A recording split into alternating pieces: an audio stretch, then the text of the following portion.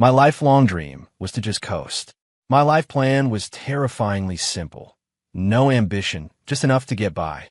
But who would have thought that after one wild night, the legendary Clara Hayes, CEO worth billions and totally out of my league, would actually hand me a check and a contract.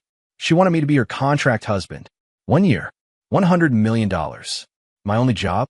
Play along, act the part, and piss off her obnoxious arranged fiancé. Seriously? That wasn't a job. That was a fast-track ticket to my ultimate dream of doing absolutely nothing. I woke up to a regular humming sound. Not my phone vibrating, not an alarm. I opened my eyes to a massive, unfamiliar room that looked like something out of a magazine. A crystal chandelier, like I'd only seen in movies, hung from the ceiling. The air carried a faint, pleasant scent. The mattress beneath me was perfectly soft, letting me sink right in. I shifted, feeling a dull ache in my lower back. Fragments of last night started piecing together. A bar, booming music, whiskey after whiskey, a woman's profile, and some things best left unsaid. I shot upright, pulling back the covers to check myself. Okay, my clothes were still on, albeit wrinkled. I sighed in relief, then tensed up again. Where was I? Where was she? Had I been set up to get harvested for organs? I glanced around. The room was empty except for me. The humming came from a robot vacuum gliding in a corner. Hello. I called out cautiously. No answer. I got out of bed, my feet sinking silently into the plush carpet. I walked to the huge, floor-to-ceiling window and pulled back the curtains. Morning sunlight flooded in, revealing an immaculate garden below. In the distance, skyscrapers poked into the sky. I recognized it. This was the Enclave, the most exclusive neighborhood in the city. How did a regular guy like me end up here? Awake! A cool voice came from behind me. I jumped, spinning around. A woman stood in the doorway, dressed in a perfectly tailored white silk robe. Her long hair was casually tied back, and she wore no makeup, yet she was more stunning than any celebrity I'd ever seen. Her gaze was calm, as if she were appraising an object. It was her, the woman from last night. My mind buzzed, and all those fragmented memories instantly clicked into place. Last night, I stammered, unsure what to say. Apologize? Offer thanks? She didn't acknowledge my words, walking directly to a small bar in the room and pouring herself a glass of water. Would you like something? Coffee or water? She asked, her tone so flat it was as if we were old friends. Water. Water is fine, I said, my throat suddenly dry. She handed me a glass of warm water. As I took it, my fingers brushed hers. They were ice cold. My name is Clara Hayes. She introduced herself, then sat on a single armchair, crossing her legs with effortless grace. Of course, I knew her name was Clara Hayes, CEO of Hayes Group, a regular on every finance magazine cover, the youngest and wealthiest woman in the city. I'd only ever seen her on screens. I'm Ethan Miller, I mumbled. Ethan Miller, she repeated my name, then picked up a folder from a nearby table and tossed it onto the coffee table in front of me. Take a look. I stared for a moment, then picked up the folder. The first page was my personal information. Name, age, alma mater, my barely there job where I mostly just phoned it in. It even had a detailed account of how I got chewed out by my boss for slacking off yesterday afternoon. A chill ran down my spine. You investigated me? Understanding your partner's background is basic business practice, she said, taking a sip of water, her voice completely unruffled. I flipped to the second page. The title was 5 bolded words. Marriage Partnership Agreement. Party A, Clara Hayes. Party B, Ethan Miller. I read on, my eyes widening with each line. The agreement was simple. I, Ethan Miller, would play Clara Hayes' husband for 1 year. During this time, I'd accompany her to various events, deal with her family, and my core mission was to make sure her family's chosen fiancé gave up for good. I wouldn't need to work. She'd cover all my living expenses, provide a car, and an unlimited expense account. At the end of the term, if I performed well, she would pay me a lump sum of. I counted the zeros. Tens, hundreds, thousands, millions. Hundreds of millions. $100 million. I closed the folder, feeling like I was dreaming. Ms.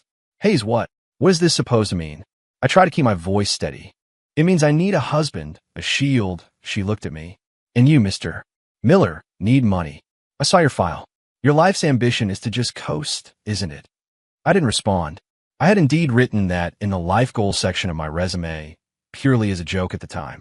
$100 million is enough to keep you comfortable for the rest of your life, she said calmly. You just need to commit 1 year, play your role. Is it a deal or not? I looked at her expressionless face, then back at the agreement in my hand. My life's ambition was to coast, but I envisioned a modest salary, renting a small apartment, spending my days gaming and watching movies. $100 million to coast. I couldn't even imagine it. It sounded like a massive trap. Why me? I asked, voicing my biggest doubt. With your looks and money, you could have any guy you wanted. Why me? A regular guy. Clara Hayes stood up, walked to the window, and looked outside. Because you're ordinary. A hint of emotion finally entered her voice. My arranged fiancé, Brandon Sterling, is the golden boy of Sterling Holdings. He's arrogant, sees himself as above everyone else, and despises ordinary people. If I found someone from an equally powerful family, he'd just see it as a challenge, fueling his competitive spirit. But if I chose you, she turned, looking at me, someone he considers completely useless. For him, that's not a challenge, it's an insult. He'll think I've lost my mind, that I've stooped to a new low, and then he'll lose interest in me. That's the effect I want. Her logic was sharp, her objective clear. She wasn't looking for a lover. She was looking for the most effective weapon. And I was that weapon, seemingly insignificant, yet potentially the most damaging. I need someone who appears absolutely no threat to me, who will never fall in love with me, and who can cleanly take the money and leave afterward, she added. Last night was an accident, but you're a good fit. You seem quite uninterested in me. I didn't know whether to laugh or cry. It wasn't that I was uninterested. It was that I wouldn't dare. Think about it. She gestured to the agreement and a pen on the table. Sign it, and you move in today. Don't sign. The door's over there, and we'll pretend last night never happened. Take this card. The PIN is 888888. Consider it a small compensation. She pulled a black credit card from her wallet and placed it next to the agreement. I looked at the card, then at the $100 million contract. Two little devils were fighting in my head. One said, "Run. This is a trap from heaven, not a blessing. The world of the rich is too complicated. You'll get chewed up and spit out." The other said, $100 million. You make a few grand a month. How long would it take to earn that? It's just acting, right? All the world's a stage. Go for it. I took a deep breath. For over 20 years, I'd lived a conventional life, and my biggest dream was to never work again. Now, an incredible opportunity lay before me. The risks were unknown, but the reward was $100 million. I picked up the pen and looked at Clara Hayes. What I need to do? The corner of her mouth seemed to curve upward, ever so slightly, so fast I thought I'd imagined it. It's simple, she said. Just be yourself. The more of a slacker, the lazier, the better. This was practically method acting for me. There was really such a good deal out there? I no longer hesitated. I turned to the last page and signed my name in the Party B section. Ethan Miller. From today, I was a $100 million contract husband. After I signed, Clara Hayes called in a sharp-looking man with wire-rimmed glasses. This is Mr. Henderson, my lawyer, Clara introduced. Mr. Henderson gave me a professional nod, then proceeded to explain the contract details, line by line. Basically, it was the do's and don'ts. We couldn't reveal our fake marriage to outsiders, couldn't interfere with each other's private lives, and absolutely couldn't develop real feelings. That last one was bolded. No problem there, I thought. With that Ice Queen facade, falling for you would be tough anyway. Mr. Henderson finished, handing me a copy of the contract. Mr. Miller, this is your copy. Please keep it safe. Got it, I said, taking the surprisingly heavy document. From now until this time next year, you are legally married. Mr. Henderson adjusted his glasses. I've made arrangements. Tomorrow morning at 9, meet at the county clerk's office. That fast? I was surprised. Brandon Sterling's side is pushing hard. My grandfather is close to giving in, Clara explained. We need to act quickly. I nodded, understanding. You pay me, I do the job. After Mr. Henderson left, Clara Hayes gave me a tour of our new home. It was a top-floor penthouse duplex, so large it felt like a maze. Downstairs were the living room, dining room, gym, and home theater. Upstairs were 2 bedrooms and studies. This is your room. She opened a door. Everything you need is prepared inside. Your clothing size was estimated from your clothes last night. It should be about right. I walked in and wow, a huge walk-in closet filled with clothes of brands I recognized and didn't, from casual wear to formal attire, all ready to go. What about my old stuff? I asked. I've sent someone to your apartment to pack it up. It'll be delivered this afternoon. She glanced at her watch. Get some rest. Change your clothes. At noon, I'm taking you to meet someone. Who? My grandfather. My heart sank. Meeting the family already? Don't be nervous. She seemed to sense my apprehension. My grandfather is a very open-minded man. You just need to remember one thing. No matter what he asks, just tell him the truth. The truth. I wasn't sure. Including our arrangement. Of course not that. She shot me a look. I mean about your own situation. The more honest you are about your ordinary life, the more he'll believe my choice was due to, well, love. The word love sounded particularly unconvincing coming from her. I got it. My ordinary self was the best disguise. At noon, I changed into a casual outfit Clara had picked out for me and got into a Rolls Royce. To be honest, it was the first time in my life I'd ever been in such an expensive car. The silence inside was so profound I could only hear my own breathing, and the seats were more comfortable than my own couch. I couldn't help but touch everything. Never been in one? Clara asked, her eyes on the road. Nope, first time, I answered honestly. She didn't say anything else. The car drove into an estate and stopped in front of a traditional-style house. A silver-haired, energetic old man was sitting at a stone table in the courtyard, drinking tea. Grandpa, Clara said, walking over, her voice softening in a way I hadn't heard before. Grandpa Hayes looked up, his sharp gaze lingering on Clara for a second before fixing directly on me. His eyes felt like they could see right through me. My stomach churned a bit, but I forced a smile. Nice to meet you, sir. Grandpa Hayes didn't respond, just scrutinized me from head to toe. Sit. He gestured to the stone stool opposite him. I did as told. Clara told me everything. Grandpa Hayes finally said, his voice booming. She said she wouldn't marry anyone but you. I almost choked on my own saliva. This wasn't in the script. We agreed I was just a shield. How did it become, wouldn't marry anyone but me? I looked to Clara for help. Clara's expression didn't change as she poured me a cup of tea. Grandpa, I brought him here so you could see him. See what? See how he's better than that Sterling boy. Grandpa Hayes snorted. He's better than Brandon Sterling in every way, Clara stated calmly. My hand, holding the teacup, trembled. Come on, Clara. You're building me up too much. I can't live up to it. Oh, tell me more. Grandpa Hayes clearly didn't believe her. He's genuine, not fake. Clara looked at me, an emotion I couldn't decipher in her eyes. He doesn't pretend to be someone he's not to please others. He presents himself exactly as he is. I was stunned. Was she complimenting me? Complimenting my laziness, my slacker tendencies? Is that so? Grandpa Hayes turned his gaze back to me. Young man, what do you do for work? Here it came, the classic question. I remembered Clara's words, took a deep breath, and answered honestly. I used to work at an advertising agency, but I just quit last month. So, I'm currently unemployed. Grandpa Hayes's eyebrows shot up. Clara immediately chimed in. I told him to quit. I didn't want him to work too hard. Seamless teamwork. Oh, Grandpa Hayes drew out the sound. Then what's your ambition? I thought back to my resume again.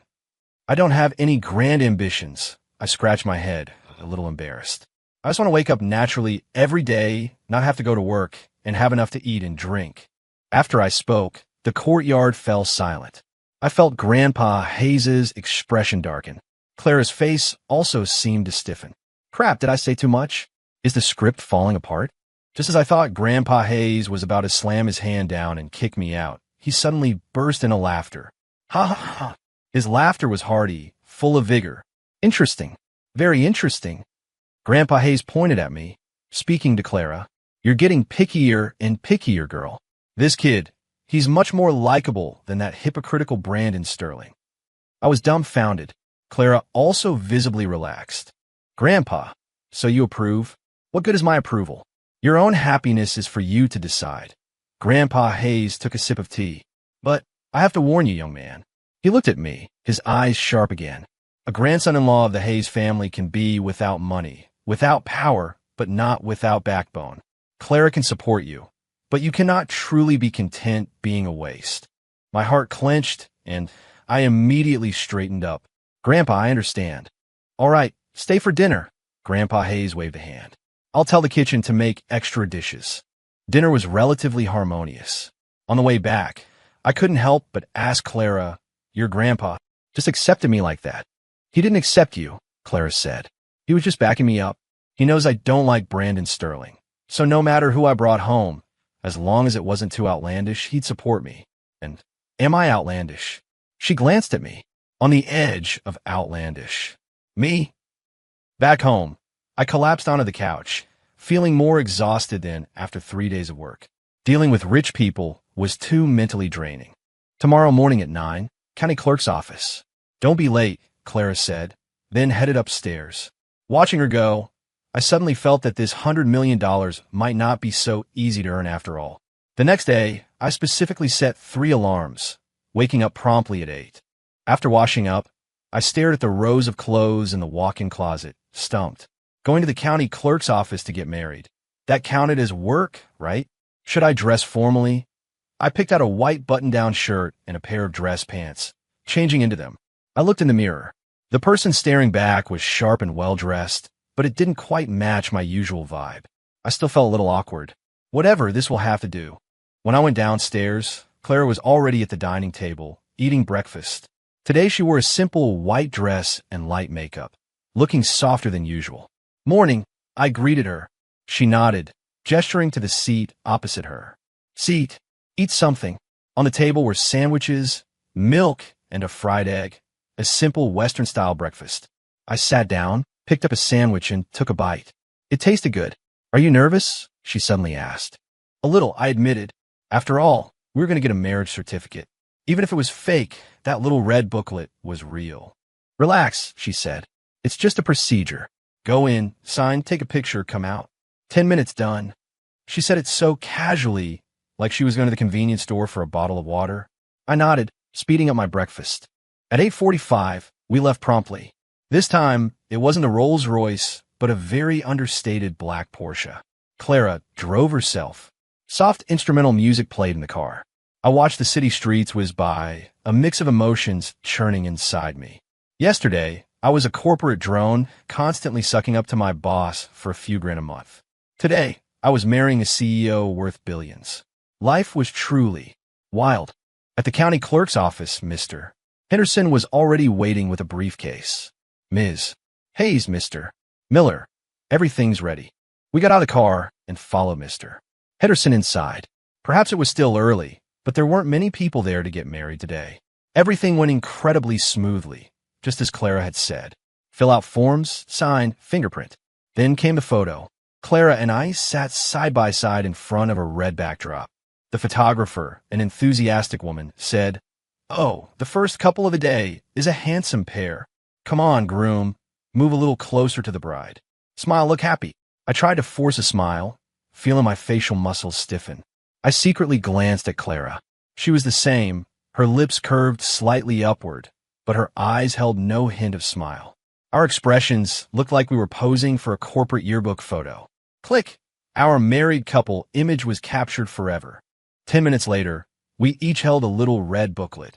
I opened mine, looking at the stiff photo of Claire and me, and the 4 bold words, marriage certificate. It felt utterly surreal. All right, my job here is done, Mr. Henderson put away his files. Ms. Hayes, Mr. Miller, congratulations on your wedding. He emphasized wedding a little too much. I gave a dry chuckle. Back in the car, the atmosphere was a little strange. We were now legally husband and wife. So, where to now? I asked. Home, she said. Oh, the car started, merging into traffic. I casually tossed the marriage certificate into the glove compartment. Clara glanced at me, said nothing, but carefully placed her own booklet into her purse. Back at the Enclave, Clara took a call. It seemed there was an urgent matter at the company. I have a meeting at the office this afternoon. You're on your own for dinner, she said, kicking off her heels. Okay. I was secretly thrilled for her to leave, so I could finally coast at home alone. There are ingredients in the fridge if you know how to cook. If not, You can order takeout, or ask Mrs. Davis to come over. I can cook, I said. Are you kidding? As a single guy living alone, I had to save money on takeout. My cooking skills were top-notch. She nodded, changed quickly, and hurried out. The huge house was instantly empty except for me. I cheered, flinging myself onto the soft sofa in a huge X shape. Freedom! I pulled out my phone, opened my DoorDash app, and ordered a deluxe spicy curry and a large caramel macchiato. Then I turned on the TV, found the goofy sitcom I'd been following, and settled in to watch with relish. This was life. No work, no boss's glares, living in a mansion, eating takeout, watching shows. Wasn't this the coasting through life dream I'd always envisioned? That $100 million contract was practically custom-made for me. As I was reveling in my happiness, my phone rang. It was an unknown number. I answered casually. Hello, may I speak with Mr. Ethan Miller? A very polite male voice came from the other end. This is he. Who's calling? Mr. Miller, I'm Mr. Brandon Sterling's assistant. Mr. Sterling would like to meet with you. Would that be convenient? Brandon Sterling? Clara's arranged fiancé. Why would he want to see me? I instantly became guarded. Sorry, I don't know him well. There's nothing for us to discuss. Mr. Miller, Mr. Sterling comes with good intentions. He's waiting for you at the coffee shop right outside your complex. We hope you'll honor us with your presence. The voice was courteous, but the implication was clear. Refusal wasn't an option. My brow furrowed. He tracked me down so quickly. Well, it seemed my job was officially beginning. I hung up, feeling a little annoyed. My spicy curry had just arrived, and I hadn't even had a bite. But no choice. I took the money. Now I had to do the work. I changed and decided to go meet this Brandon Sterling. At the coffee shop outside the complex, I spotted him immediately. He sat by the window, wearing a bespoke suit, a gleaming watch on his wrist, his hair impeccably styled. He looked like he'd stepped right out of fashion magazine. He saw me, and a look of undisguised contempt flashed across his face. I walked straight over and sat opposite him. You're Ethan Miller? He asked, his voice dripping with condescending arrogance. That's me. I nodded. What can I do for you, Mr. Sterling? He didn't answer, but pulled a check from his jacket pocket and pushed it across the table to me. That's $1 million, he said. Leave Clara Hayes. I looked down at the check. $1 million. To my old self, that would have been a fortune. But now, I just signed a $100 million contract yesterday. The contrast was a little dramatic. I didn't touch the check, looking up at him. Mr. Sterling, what exactly do you mean by this? What do I mean? He laughed, a mocking, derisive sound. I've seen your type 1,000 times. It's all about the money, isn't it? $1 million is enough for someone like you to live off for a while. Take the money, disappear from Clara's life, and don't let me see you again. I understood. He thought I was some gold-digging opportunist trying to leech off the rich. And fair enough. In their eyes, what else would an ordinary guy like me want from Clara Hayes besides money? Perfect. That's exactly what I want him to think. I picked up the check, glanced at it, then put it back down. Mr. Sterling, I said slowly, you might have the wrong idea about me. Wrong idea? He acted like I'd said the funniest thing. You're an unemployed drifter. Your entire outfit probably costs less than $500. What could you possibly have with Clara? If it's not for money, is it for love? Why couldn't it be? I countered. He froze, then burst into an even louder laugh. Love? You? Are you even worthy? Do you know what kind of person Clara is? Every drop of water she drinks is flown in from the Alps. Every piece of clothing she wears is custom-made by top European designers. And you? What do you offer her for love? Your entry-level salary. His words were harsh, loaded with humiliation. My old self would have flipped the table. But now I was surprisingly calm, because I knew the more he acted like this, the easier it would be for Clara to achieve her goal. I was just an actor, diligently playing my part. Mr. Sterling, I sighed, putting on a you-wouldn't-understand expression. All those material things you mentioned, Clara already has them. She lacks nothing. What she truly lacks is someone who can help her relax, someone who can make her happy. You think she enjoys those gourmet steaks at high-end restaurants? No, she actually prefers tacos from a food truck. You think she likes attending classical music concerts? No, she actually prefers binge-watching goofy sitcoms with me. You're not from her world. You simply don't understand her. Brandon Sterling's face visibly darkened. He was clearly provoked by my words. He always believed he was the one who understood Clara best, the only man truly worthy of her. Now, in his eyes a poor nobody, was telling him he didn't understand Clara at all. It was a huge blow to his ego. "You're talking nonsense," he growled. "Whether it's nonsense or not, you know the truth deep down," I continue to press. "You give her expensive jewelry, and she locks it in a safe. You book out entire restaurants for her birthday, and she doesn't genuinely smile once. Mr. Sterling, what you're giving her isn't what she wants." Of course, all of this was made up, but seeing Brandon Sterling's face turn increasingly green, I knew I was hitting the mark. He pointed at me, too furious to speak. "So, Mr. Sterling, I can't accept your money." I pushed the check back. "I'm with Clara not for money. We're genuinely in love." When I said genuinely in love, I almost gagged myself. Brandon Sterling glared at me, his eyes practically spitting fire. Fine, genuinely in love," he suddenly calmed, a cold sneer on his face. "I'll be watching to see how long your love lasts." He stood up, adjusted his suit, and reverted to his arrogant, superior demeanor. "Juan, Ethan Miller, right? I'll remember you. We'll see about this." With that, he turned and left. I watched his retreating back, then picked up the coffee on the table and took a sip. It was a little cold, but inside I felt a little rush. This must be the fun part of the job. I got home, and my spicy curry was stone cold. I heated it up in a microwave, ate it, and relived my battle from earlier. Not bad. My acting skills were pretty decent. That evening, Clara Hayes returned. She looked exhausted, kicked off her heels the moment she walked in, and walked barefoot across the floor. "You're back." I greeted her. She hummed, then threw herself onto the sofa, closing her eyes. "Want some water?" I asked. She didn't speak, just nodded. I poured her a glass of warm water. She took it, drinking a large gulp. "Brandon Sterling came to see me today," I said. She opened her eyes, looking at me. "What did he say?" I recounted everything that happened at the coffee shop that afternoon.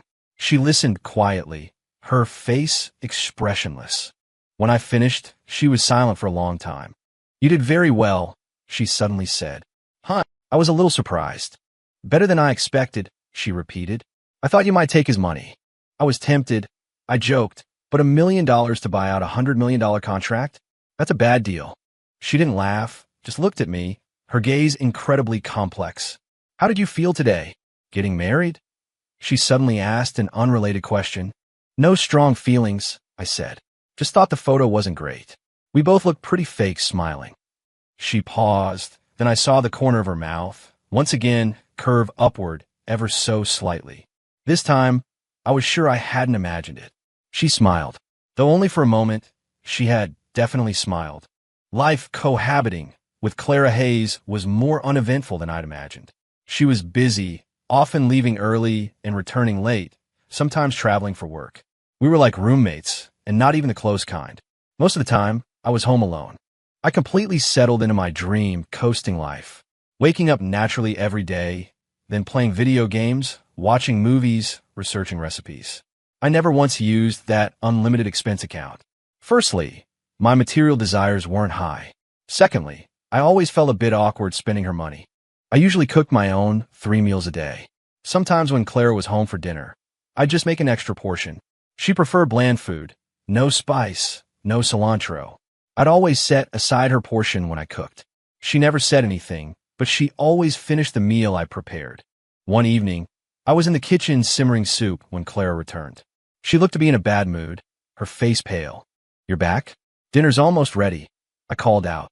She didn't answer, walking directly to the bar and pulling a bottle of red wine from the cabinet. She poured a full glass, then drank most of it in one go. I looked at her, a little concerned. "Are you okay?"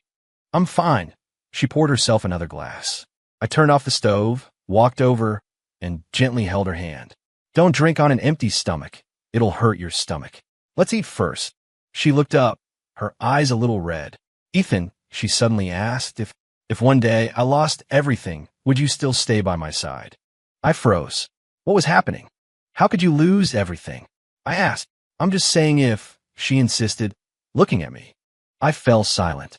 Our relationship was built on a contract and $100 million. If she went bankrupt, the contract would naturally be void. Would I stay? The answer seemed to be no. I didn't want to lie to her. Ms. Hayes, I know we have a contract. She cut me off, a hint of self-deprecation in her voice. I was just asking. She pushed my hand away, reaching for the wine again.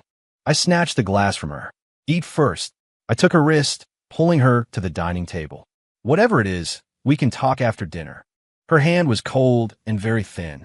It was the first time I realized that this powerful woman, who seemed invincible to outsiders, was actually quite fragile. She didn't resist anymore, silently sitting at the dining table. I served her a bowl of soup. Try it. I simmered it all afternoon. She picked up her spoon and sipped slowly. During dinner, neither of us spoke. Afterward, she started clearing the dishes. I was a little flattered. I can do that. No need, she refused. You work hard today, too. I watched her busy in the kitchen, feeling a bit strange. Was this still the high and mighty CEO, Clara? When she came out after washing the dishes, her mood seemed much calmer. Today at the company, Brandon Sterling teamed up with several board members to try and remove me as CEO, she said, sitting on the sofa, her voice flat. My heart jolted. That's serious? They said I neglected the company's interests for a kept man, antagonizing the Sterling family, which would affect major company projects. I understood. After his setback at the coffee shop, Brandon Sterling had started attacking from within the company. So what about you? I've temporarily suppressed it, she said. But my grandfather, he's under a lot of pressure. I finally understood why she'd been so emotional tonight. I'm sorry, I said. It's all because of me. If it weren't for me, she wouldn't have had such a tense falling out with Brandon Sterling. It's not your fault, she shook her head. Even without you, Brandon and I would have reached this point eventually. You were just a catalyst. She paused, then continued. Next Friday, the company has a charity gala. It's very important. Brandon Sterling will definitely be there, and he will undoubtedly make a scene publicly. I immediately understood what she meant. What I need to do. That night, you'll be my escort, she looked at me. I need you to completely quash any lingering hopes everyone has. How do I do that? When the time comes, just follow my lead. I nodded. Okay. This was the first truly big mission I'd received since signing the contract. I had a feeling my peaceful, coasting life might be coming to an end. Over the next few days, Clara Hayes put me through special training. From fine dining etiquette to ballroom dancing steps, and even how to recognize important figures at the gala. My head was spinning. You must remember these people's faces and positions, she said, holding a stack of materials, her expression serious. Especially these few. They're major shareholders and people Brandon Sterling is trying to win over. I looked at the photos of those fox-like smiling faces, feeling my brain was officially fried. This is too hard. I groaned. I can't remember all of them. You have to, she said mercilessly. You don't want your $100 million to disappear, do you? At the mention of money, I immediately perked up. I picked up the materials and started cramming like my life depended on it. Besides theoretical knowledge, there was practical application. Clara even turned the living room into a dance floor, teaching me the waltz hand in hand. Her hand rested on my shoulder, her body very close to mine.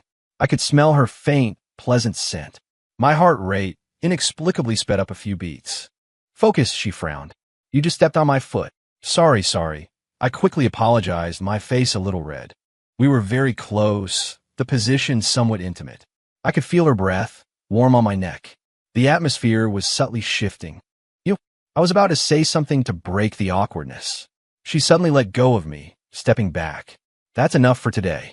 Her cheeks also seemed a little flushed. On the night of the charity gala, I wore the bespoke suit Clara Hayes had prepared for me. The person in the mirror was tall and distinguished. I barely recognized myself. Not bad.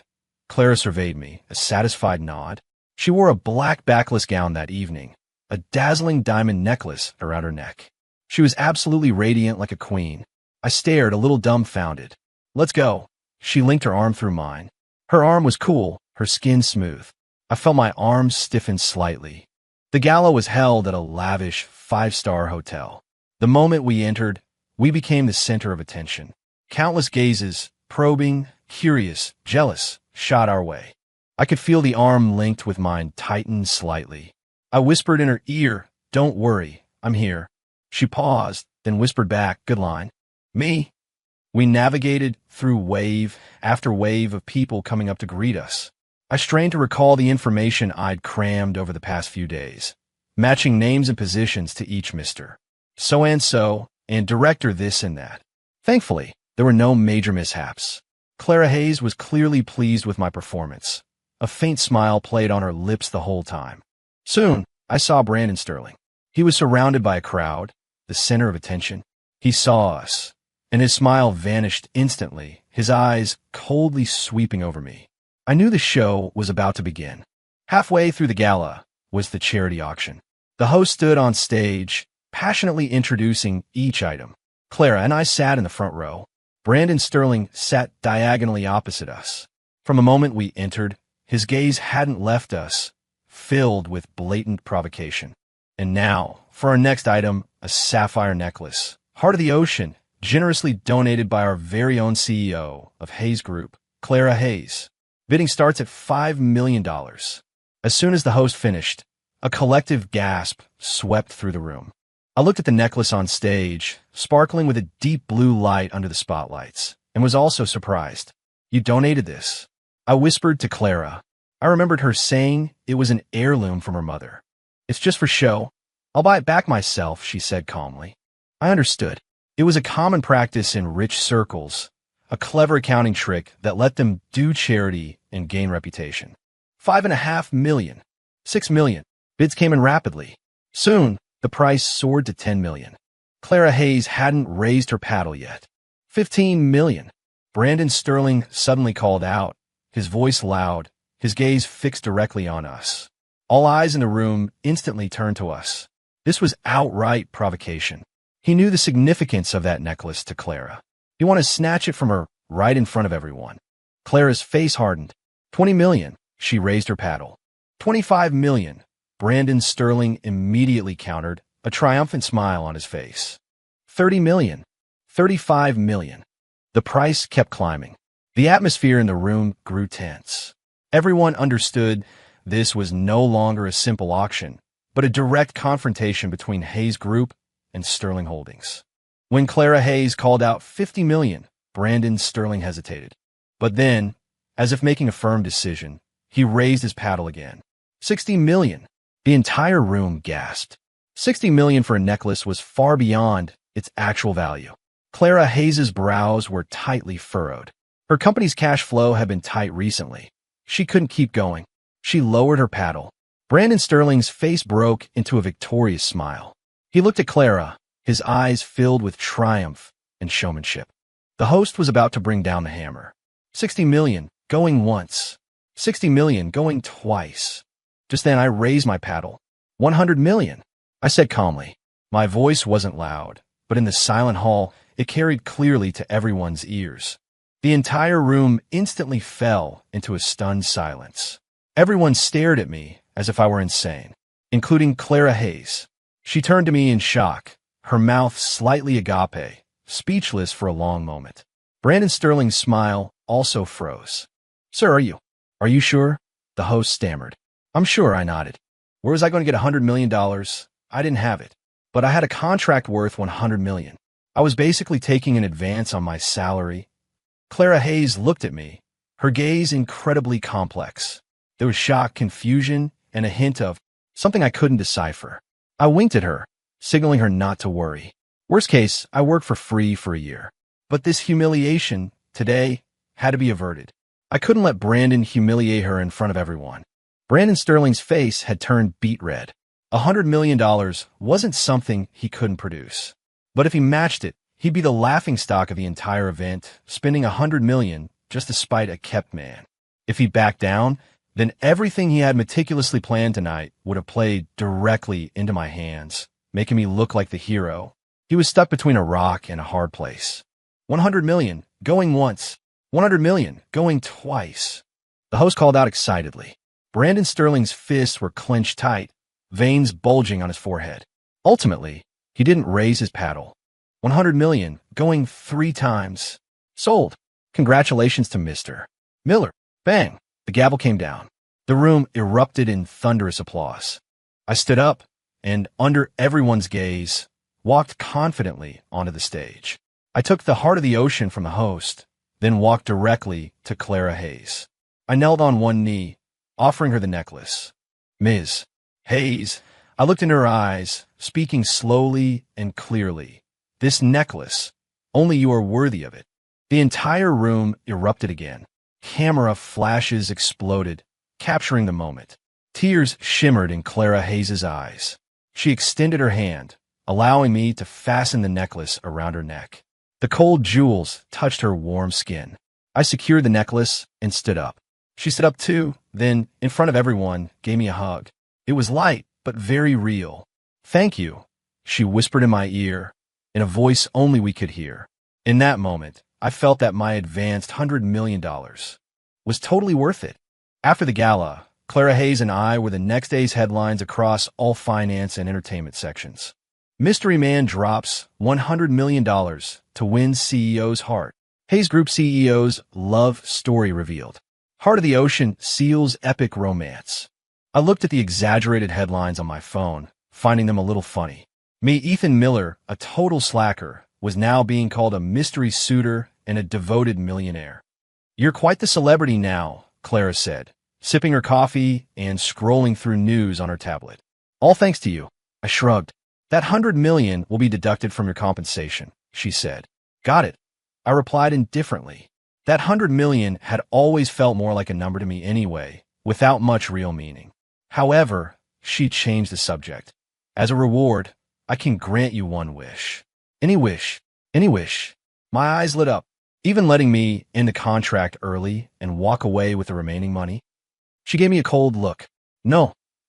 Then how is it any wish? I mumbled. Aside from that, she added. I thought for a moment. Then give me a few days off. This work has been exhausting. I need to rest. She paused, seemingly not expecting such a simple request. All right, she nodded. Where do you want to go? Just stay home. Nowhere else. And so, I resumed my eat, sleep, repeat coasting life for a few days. But over these few days, my relationship with Clara Hayes seemed to have undergone a subtle shift. She started coming home earlier. Sometimes she would even cancel evening engagements just to come home and eat a meal I'd cooked. We started acting like a normal couple, sitting on the couch together to watch TV, discussing plot lines. Though most of the time, it was me talking and her listening. One time, we were watching a romance movie, and the main characters were kissing in the rain. I quipped, "This director is so unrealistic. It's pouring rain. Their makeup must be ruined, and they're still kissing." She suddenly asked, "Then what do you think is the best time to kiss?" I froze. I looked at her, her face flickering in the light and shadow of the TV screen. Her lips were thin, pale, and looked soft. My throat moved, and the air in the room suddenly felt hot. I don't know. I averted my gaze, not daring to look at her anymore. She didn't say anything else, and silence returned to the room. Only the voices of the main characters on TV. A few days later, Clara Hayes suddenly said to me, "This weekend, come with me to my hometown." "Your hometown?" "Yes, it's my grandma's birthday," she said. "She's been wanting to meet you." My head started to ache. More family meetings. And this time, it was her hometown, which felt even more formal than meeting her grandfather. "Can I not go?" I asked tentatively. "No," she replied flatly. "The whole family will be there. You, as the grandson-in-law, must attend." All right, more work. That weekend, we drove the understated Porsche for 3 hours, arriving at a quaint, picturesque town. Clara Hayes' childhood home was a simple 2-story house, its yard filled with flowers and plants. A kind-looking old woman with silver hair was sitting in the yard, sunbathing. "Grandma!" Clara hurried over, kneeling in front of the old woman, her voice softer than I'd ever heard it. "Oh, my sweet granddaughter is back." Grandma Hayes beamed, her smile wide. "Let Grandma see. Have you lost weight?" I stood awkwardly to the side, holding a gift. "Grandma, this is Ethan." Clara took my hand and introduced me to the old woman. "Nice to meet you, Grandma." I bowed slightly. Grandma Hayes smiled warmly, sizing me up. Good. This young man, he's very handsome." She pulled my hand, made me sit beside her, and started asking me all sorts of questions. From my age to how many people were in my family, to what kind of food I liked. Just like any normal grandma. I answered each question honestly. Clara Hayes stood by, watching us with a gentle smile. In that moment, I had a sudden illusion. It felt like we were truly a family. The 2 days at Clara Hayes' hometown were the most relaxed I'd been since signing the contract. No corporate battles, no schemes, just everyday family matters and the scent of home-cooked meals. Grandma Hayes really liked me, chatting with me all afternoon. She told me funny stories about Clara's childhood, how she never used to smile much like a little adult, how she loved sweets but was afraid of getting fat, so she'd only ever sneak a tiny bite. I looked at Clara, watering flowers in the yard not far away, and found it hard to connect her with the little girl who loved sweets Grandma described. In the evening, all of Clara's relatives arrived, and the table was laden with dishes. I was treated like the guest of honor, and ended up drinking quite a bit. I'm not a big drinker, and after a few glasses, I started to feel dizzy. Clara noticed and subtly intercepted several drinks for me. After dinner, I was assigned to share a room with Clara. It was her childhood room. The room was small but cozy. There were even some faded celebrity posters on the wall. I looked at the poster of a pop star from over a decade ago and couldn't help but laugh. I didn't know you used to be a fan. Clara's face instantly flushed. Don't look, she said, a little mortified, reaching to tear the poster down. Hey, don't tear it. It's a keepsake. I stopped her. We ended up wrestling playfully in the small room. Eventually, we both tumbled onto the small bed. I was on top. She was underneath. Our eyes met, our breaths mingling. Her face was bright red, her eyes a little flustered. My heart pounded. So, sorry. I quickly scrambled up. It's fine. She sat up too, adjusting her hair, avoiding my gaze. The atmosphere in the room instantly became incredibly charged. I'm going to take a shower, she said, then fled into the bathroom as if escaping. I sat on the bed, still able to smell the shampoo from her hair. I patted my own face. Ethan, get a grip. The contract says no real feelings. When Clara came out after a shower, we both tacitly avoided mentioning the awkward moment earlier. There was only one bed in the room. I'll sleep on the floor, I offered. No need, she said. The bed's big enough. She lay down, turning her back to me. I hesitated, then lay down on the other side of the bed. A wide chasm separated us. I could hear her even breathing. That night, I couldn't sleep. The next day, we were heading back. Before we left, Grandma Hayes took my hand and slipped a small envelope into my pocket. Here, a little something from Grandma. Grandma, I can't take this. I quickly protested. You must. The old lady put on a stern face. Otherwise, you're looking down on me. I had no choice but to accept it. The envelope wasn't thick, but it felt heavy. On the way back, I opened the envelope. Inside were 2 crisp $20 bills. I looked at the new bills, an indescribable feeling in my heart. My grandma really likes you, Clara suddenly said. Yeah, I really like Grandma too, I said sincerely. Ethan, she paused, then asked, do you like this kind of life? What kind? Just ordinary, simple, worrying about everyday things. I thought about it. It's pretty good. This is what life's all about, isn't it? She didn't say anything else, but in the rearview mirror, I saw the corner of her mouth curve up again. Back at the Enclave, just as I was about to head to my room, Clara Hayes called out to me. Ethan. Yeah, Brandon Sterling. He's in trouble. My heart sank. What kind of trouble? He's been taken in for questioning on suspicion of commercial bribery and stock manipulation, she said. At the charity gala, despite me, he misappropriated a large sum of company funds. It all came out. I was stunned. I never expected that my impulsive $100 million bid that night would become the straw that broke the camel's back. So, our contract. I asked tentatively. Brandon Sterling was out of the picture. Did that mean my shield duty was over? Could I get my money early and regain my freedom? To my surprise, I didn't feel as happy as I thought I would. Instead, there was a hint of disappointment. The contract continues. Clara Hayes looked at me, her eyes firm. My grandfather said he has a good feeling about us. He hopes we can make it work for real. Huh? I was completely bewildered. So, Mr. Miller, she took a step closer to me, and for the first time, a truly genuine smile bloomed on her face, like an iceberg melting into a spring bloom. Would you be willing to continue being my husband? This time, with no end date.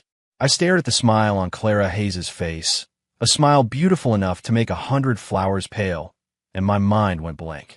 A husband with no end date? What did that mean? Was this fake relationship turning real? My first thought was, what about my $100 million? No, wait, my $100 million had already been advanced to the charity gala.